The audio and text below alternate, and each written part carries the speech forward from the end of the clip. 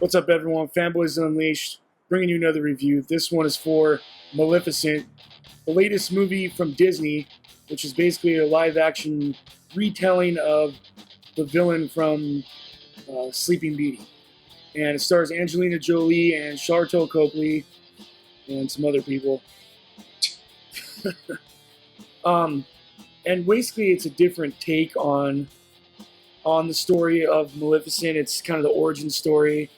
Tries to tell, what she's all about, and it kind of deviates from the original story as far as what I can remember. I haven't seen the film in years. Yeah, I mean, I couldn't even tell you when the last time I saw it was. Yeah, you had some major problems in this movie, though, right? Yeah, pretty much. Well, let's hear them. Well, I can't get into too much detail because it'll ruin the whole freaking movie for you. But I mean, like, the graphics in it, they weren't that great, A lot of the characters looked like, they were straight out of Shrek. A lot of the acting was just freaking pretty terrible, man. And then even with Angelina Jolie, you don't really buy into her until she becomes like the dark side of Maleficent, you know what I mean? Most of which, of everything else, I mean, you can't really necessarily say, but there's a lot of like, come on, you serious kind of moments. Where you start thinking faster than the movie's going because, it slows down kind of a bit. Like the way you would see things happening is like, well, why doesn't it just happen that way? It's kind of...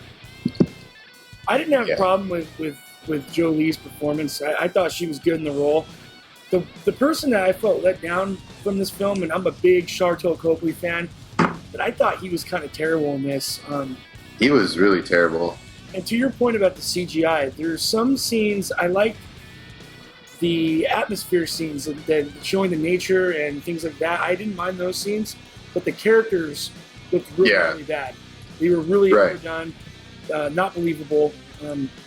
Pretty much anything that had life that was animated wasn't that great at all. Exactly. You weren't buying that these characters were interacting with live action human beings. And I agree with you with the acting, except for Jolie. It was. She did a good job. It's just when she was Maleficent as like a happy person, it's just kind of awkward, Like you never really see Angelina Jolie in a positive role. You know what I mean? Most of the time, she's always just kind of like a, more of like the villain-esque.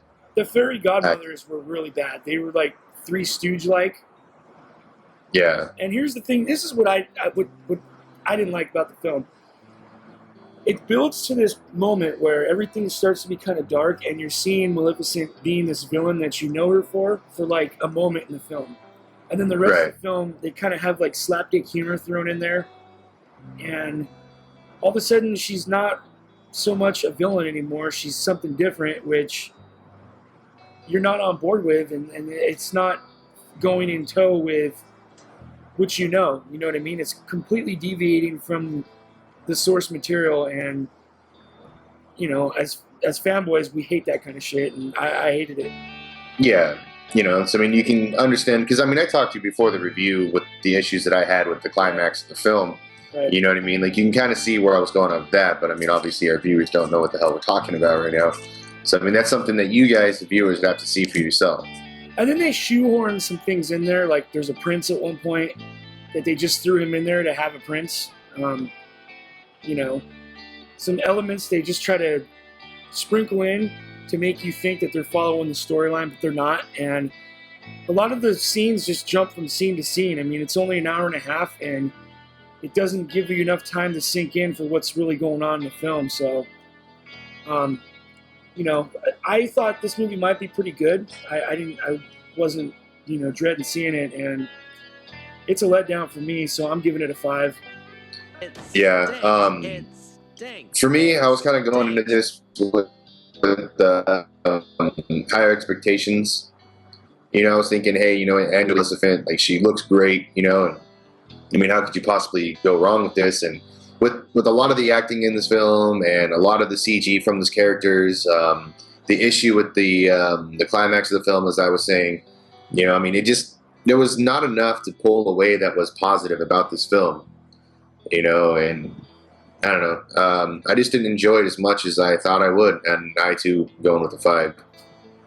Yeah, I wouldn't waste your time going to the theater for this. If you have to, matinee 100%. It's great for like the younger crowd, for sure. And then, you know, that has to be taken into account as well. This is a Disney movie, and the way it wraps up is Disney-like. But, I mean, Right. in that regard, I guess you can't expect anything less. But I'm sure we'll get more into this film when we do our spoiler review on the podcast. Yeah, but we're also reviewing these from our point of views, not from the point of views of like 13-year-old girls. So Yeah, that's true. That's exactly it. So, what do you guys think? Are you fans of the original Sleeping Beauty? And after seeing the film, did it piss you off how much they deviated from the original? Let us know below. And once again, hit that subscribe button. Do us a big favor. Like the video. And like always, thanks for watching.